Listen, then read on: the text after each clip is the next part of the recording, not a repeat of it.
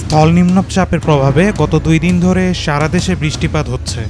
বঙ্গোপসাগরে সৃষ্ট নিম্নচাপটি দেশের উপকূল দিয়ে ঢুকে স্থল নিম্নচাপ হয়ে কক্সবাজারে সবচেয়ে বেশি ক্ষতি করেছে। ঢাকায় শনিবার সারাদিন বৃষ্টি হয়েছে এবং রাতেও তা অব্যাহত ছিল। এই বৃষ্টির প্রবণতা রোববারও অব্যাহত থাকবে।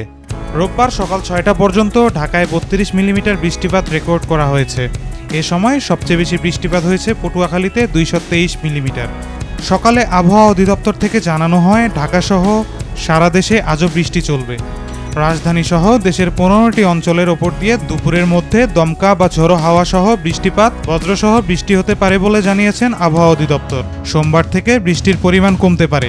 এছাড়া সমুদ্র বন্দরগুলিতে সতর্ক সংকেত বহাল রয়েছে। এদিকে সারা দেশে বৃষ্টিপাত অব্যাহত থাকার কারণে জনজীবন বিপর্যস্ত হয়ে পড়েছে।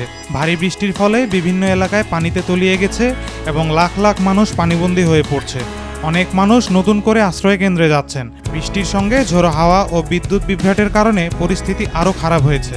রোববার সন্ধ্যা 6টা থেকে পরবর্তী 24 ঘন্টার পূর্বাভাসে বলা হয়েছে রংপুর, রাজশাহী, ঢাকা, খুলনা এবং বরিশাল বিভাগের অনেক জায়গায় এবং ময়মনসিংহ ও চট্টগ্রাম, সিলেট বিভাগের কিছু কিছু জায়গায় অস্থায়ী দমকা হাওয়া সহ হালকা থেকে মাঝারি ধরনের বৃষ্টি বা বজ্রসহ বৃষ্টি হতে পারে।